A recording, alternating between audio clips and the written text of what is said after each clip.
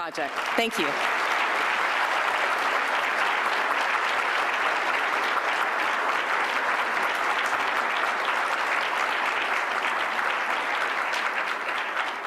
Thanks. So let me start by thanking Carol and Nancy and Bliss and John and everybody else from the ACLU of Massachusetts for inviting me. Although I have to say, when Carol first invited me, she asked me, would you mind speaking at this little event we're doing in Boston next year? And I was picturing me and Carol and maybe 6 or 7 other people around a kitchen table or something. But in a poem called The End and the Beginning, the Polish poet Wisława Szymborska writes about rebuilding after a war. She says, after every war, someone has to clean up. Things won't straighten themselves up after all. She writes that someone has to shove the rubble to the roadsides, and that somebody has to trudge through sludge and ashes, through the sofa springs, the shards of glass, the bloody rags.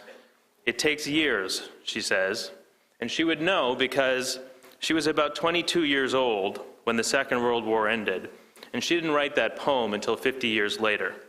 And she knew what it had taken to rebuild Poland. Now, over the last decade, Americans haven't experienced any war as destructive or traumatic as the one that Szymborska experienced. And it's a question, I think, whether the war on terror ought to be called a war at all, except insofar as the war on terror may be said to encompass the war in Afghanistan and the war in Iraq.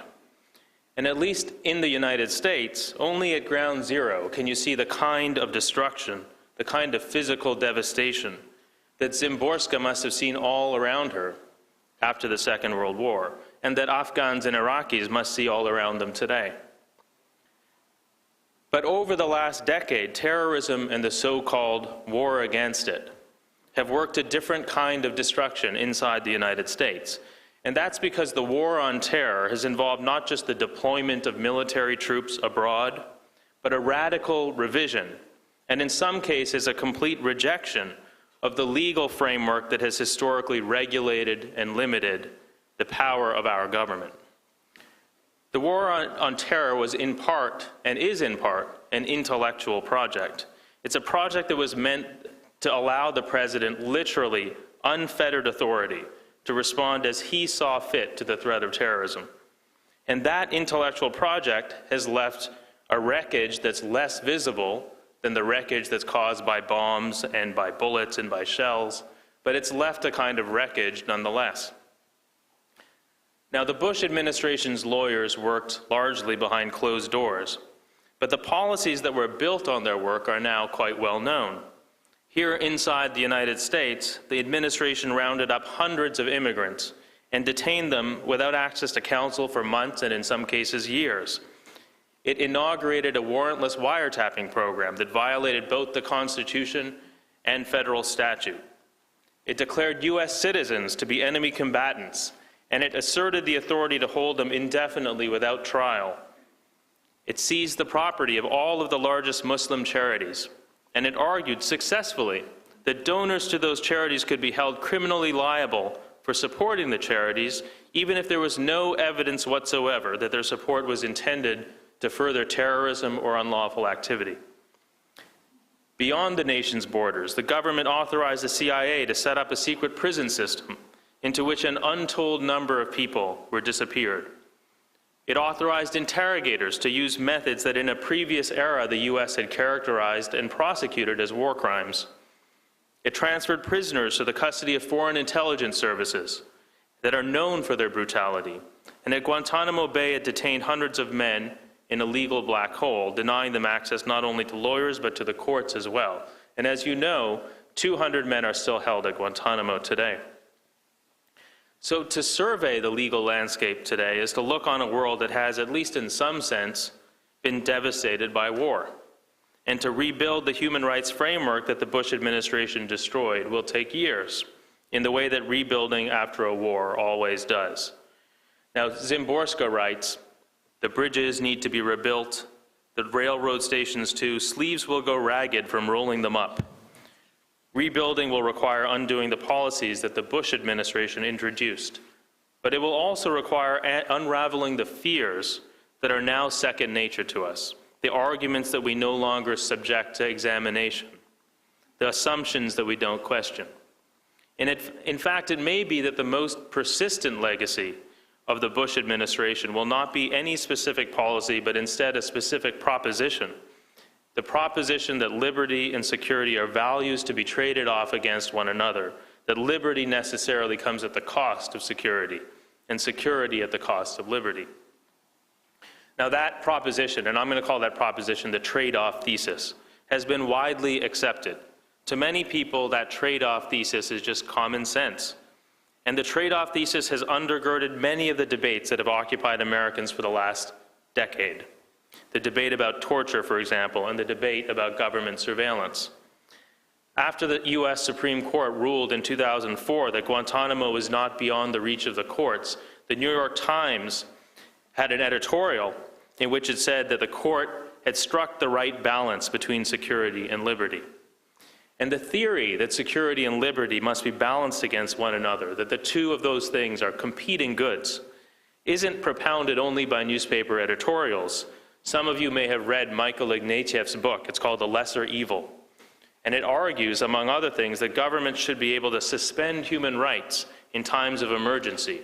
Michael Ignatieff was the director of the Carr Center of Human Rights at Harvard. He argued that governments should be able to suspend human rights in times of emergency. Human rights are not a system of indivisible absolutes, he said. Their application requires balancing liberty and necessity. Now, there's definitely an element of truth to the trade-off thesis. As a descriptive matter, policies defended in the name of national security often require us to surrender some rights. But the relationship between liberty and security is more complicated. For one thing, policies introduced in the name of security sometimes cost us not just liberty, but security as well. The prison at Guantanamo, for example, was inaugurated in the name of security, but it's alienated the country's allies, and it's become a recruiting tool for terrorist organizations. The CIA's torture program, also inaugurated in the name of security, has had similar consequences. And though the last administration insisted that the warrantless wiretapping program was necessary to protect the country against attack, it offered no evidence that the program yielded intelligence information that would not have been obtained if the government had complied with the law. But there's a deeper problem with the trade-off thesis. If we take that thesis seriously, we would have to conclude that the most secure societies are the ones that are least free. We might even come to the conclusion, like Michael Ignatieff does in his book, that democracies may need to become dictatorships in times of crisis, and that some form of dictatorship may be acceptable, a lesser evil, as he calls it, if it's temporary. Now, one lesson of the last decade, I think, is that it's a mistake to conceive of democratic freedoms as a luxury we can't afford. We should value these freedoms not only in themselves, but because they lead to more informed citizens, to more accountable leaders, and ultimately to better public policy. Democratic freedoms are more important, not less, during times of crisis, because during times of crisis the stakes are higher, and accordingly it's more important that we get the hard questions right. The U.S. has grappled before with the relationship between liberty and security. In fact, the perceived tension between the two values is a recurring theme in the Supreme Court's jurisprudence. Many of you are probably familiar with the 1971 Pentagon Papers case. In 1967, Robert McNamara, who was then the Secretary of Defense, commissioned the Pentagon Papers, a top-secret history of the Vietnam War. And in June of 1971, a former Marine who had worked on that history leaked the Pentagon Papers to the New York Times and the Washington Post. And those newspapers began to publish stories exposing government deception in the way that the war had been presented to the American people. And the White House went to court, and it obtained a restraint against further publication. The Supreme Court was asked to assess the constitutionality of the prior restraint, and it was asked to do this at an extraordinarily difficult time in U.S. history. Over the preceding year, President Nixon had stunned Americans by announcing that the U.S. and South Vietnamese forces had invaded Cambodia.